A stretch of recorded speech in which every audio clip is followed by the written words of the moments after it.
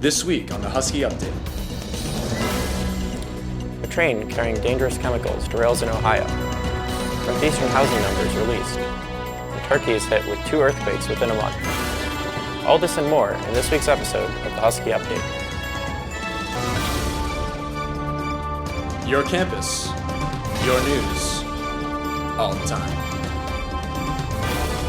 From the Shillman studio, here is the Husky Update. February 3rd, a Norfolk Southern train carrying dangerous chemicals derailed in East Palestine, Ohio. Its contents spilled into the surrounding area and ignited a fire. Residents in the area were forced to evacuate. And although the train's toxic contents have since been burned off, uncertainty about the safety of the drinking water remains. The EPA has been monitoring the air, soil, and water in the remediation phase of the environmental disaster, but has ordered that Norfolk Southern be held responsible for the identification and cleanup of all contaminations. Until tests are completed, the EPA has advised locals to use bottled water. The evacuation order for East Palestine residents has since been lifted. No serious injuries or deaths have been reported as a result of the derailment, but long-term health effects of the spill remain unknown. Several lawsuits have already been filed against Norfolk Southern and the cause of the train's derailment, and part of an ongoing investigation by the National Transportation Safety Board. Preliminary findings by the National Transportation Safety Board report that the derailment was caused by an overheated wheel bearing, and experts say this accident was indeed avoidable. Now to Mimi for the lightning round. Thanks, Thomas. In local news, housing and selection numbers came out on February 3rd. The starting lottery number for rising second year starts at 10,001, compared to the year before, where they began around 3,000. Sadly, in national news, there was a mass shooting at Michigan State University on February 13th. There were 4 deaths, including the perpetrator. University students have united in protest, advocating for gun reform. We offer a moment of silence for the victims, Alexandria Verner, Brian Fraser, and Ariel Anderson. In international news, a 7.8 magnitude earthquake rocked the Turkey-Syria border on the morning of February 6th. A mere 2 weeks later, a 6.3 magnitude earthquake struck the region as well. In total, 50,200 deaths have been recorded in Turkey and Syria. The earthquakes were followed by 2,100 aftershocks with great magnitude. Now to Armaan reporting on the Republican primaries. Hi, I'm Armaan. With tensions remaining high between the Democratic and Republican parties after President Biden's State of the Union address, the question of leadership has dawned upon American Congress. With the Republican Party primary elections a year away, tensions are boiling over between friendly foes who seek to claim the country's highest position. Last year, former President Donald Trump announced to a room full of MAGA supporters in the Mar-a-Lago that he would be running again for a 3rd time, attempting to regain the stronghold he so desperately desires.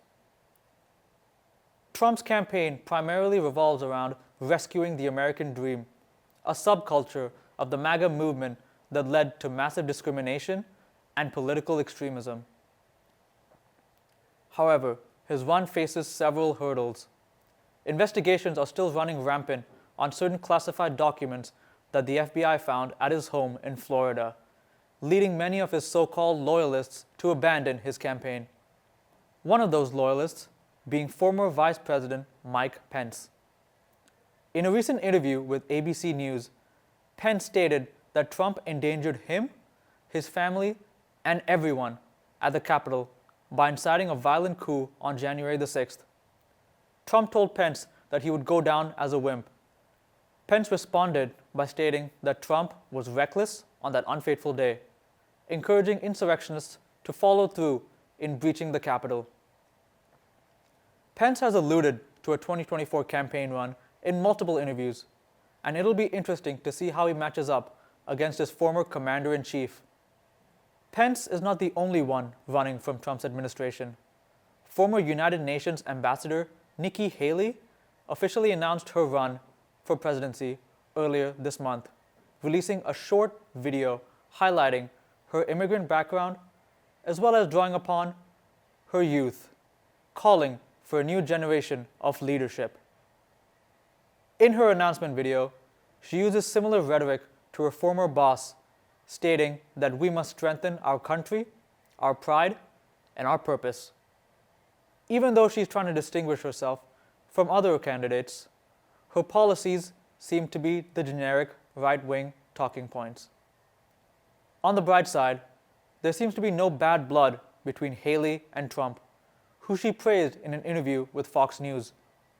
But when it comes to Florida Governor Ron DeSantis, Trump simply won't hold back, calling him names such as Ron DeSanctimonious and branding him as a rhino, which stands for Republican in name only, a label implying that DeSantis is misaligned with the party's values and beliefs.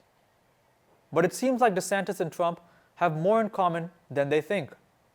Ardent opposition to President Biden, immigration, crime, and the economy are some of the areas both share similar views on.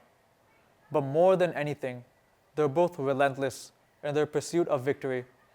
If the race boils down to just these two, it's going to be more than just a civil debate. Other candidates that seem to have garnered support are Texas Governor Greg Abbott, former Representative of Wyoming Liz Cheney, and Texas Senator Ted Cruz, but they haven't made anything official as of yet. As campaign season begins to ramp up, we can only speculate that tensions will continue to rise in the Republican Party, a party that has the potential to go in many different directions. For now, we can only hope things remain calm and respectful, but only time will tell. That's the news. The rest is up to you. Be sure to like our Facebook page and subscribe to our YouTube channel to stay up to date with the Husky Update. My name is Thomas. Thank you for watching.